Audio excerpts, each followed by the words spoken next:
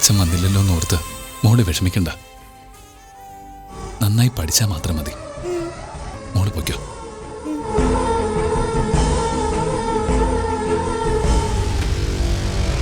കഴിഞ്ഞോ നിന്റെ drama?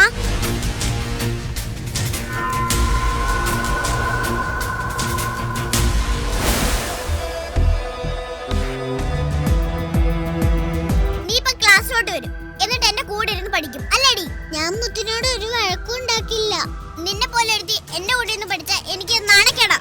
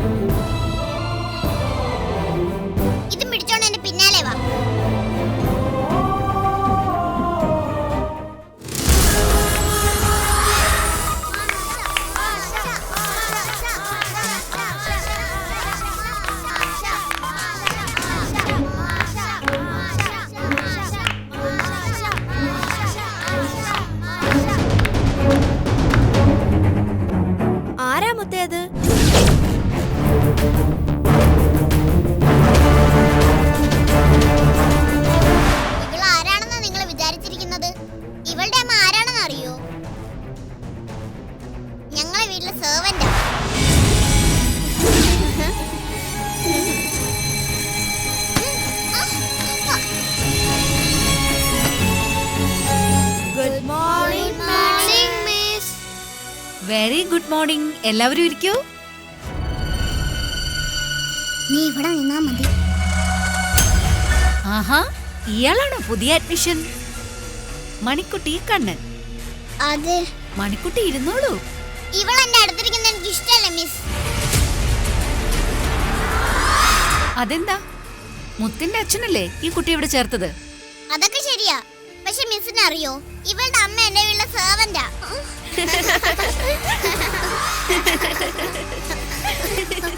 Silence. എന്തിനാ എല്ലാവരും കളിയാക്കിച്ചിരിക്കുന്നത്? എല്ലാ ജോലികൾക്കും അതിൻ്റെതായ അന്തസ്സുണ്ട്, മഹത്വമുണ്ട്. നിങ്ങൾ ആദ്യം അതാണ് പഠിക്കേണ്ടത്.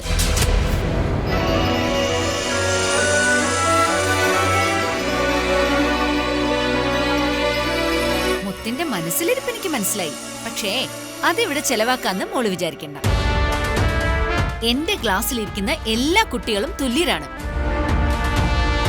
തീണ്ടലും തൊടിയിലും അയിത്തൊന്നും ഇവിടെ എടുക്കണ്ട. ഈ സീറ്റ് മണിക്കുട്ടിയുടേത് കൂടിയാണ്.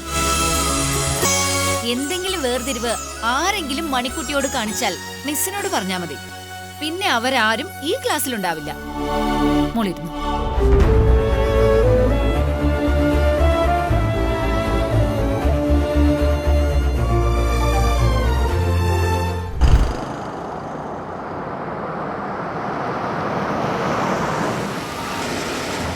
ഇറങ്ങ, ഒരു കോഫി കഴിച്ചിട്ട് പോവാം. വേണ്ട. ഒരുപാട് ഫോർമാലിറ്റീസും ഉണ്ട്, എന്നെ കൊല്ലുന്നുണ്ട് താൻ. ഇപ്പോഴെങ്കിലും അതൊന്ന് മാറ്റിവെക്ക പ്ലീസ്.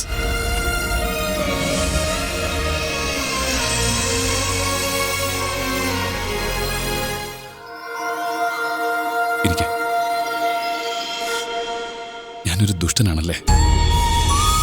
ജീവിതകാലം മുഴുവൻ പൊന്നുപോലെ നോക്കിക്കൊള്ളാന്ന് വാക്ക് തന്നിട്ട് ഒരു വീട്ടു ജോലിക്കാരിയായി നിന്നെ. സർ പ്ലീസ്, എനിക്കറിയാം ആ മനസ്സ് നീറുന്നുണ്ടെന്ന്. കണ്ണേട്ടന് മണിക്കുട്ടി ആ സ്കൂളിൽ ചേർക്കാൻ കാരണം ശരിയല്ലേ? മണിക്കുട്ടിയും എന്റെ മോളല്ലേ? വേണ്ട, 2 ലൈം ജ്യൂസ്, പിന്നെ അവിടെ ഒരു മസാല ദോശ. ഞാനൊന്നും മറന്നിട്ടില്ല. എന്തിനാ നീ പോയത്?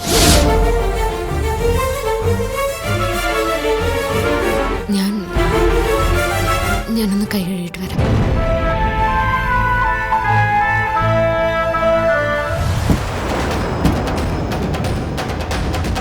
വല്ലപ്പോഴും സ്വന്തം ഭാര്യയെ പുറത്തു കൊണ്ടുപോയി ഭക്ഷണം വാങ്ങി കൊടുക്കാനുള്ള മനസ്സുണ്ടാവണം ഭർത്താക്കന്മാർക്ക്.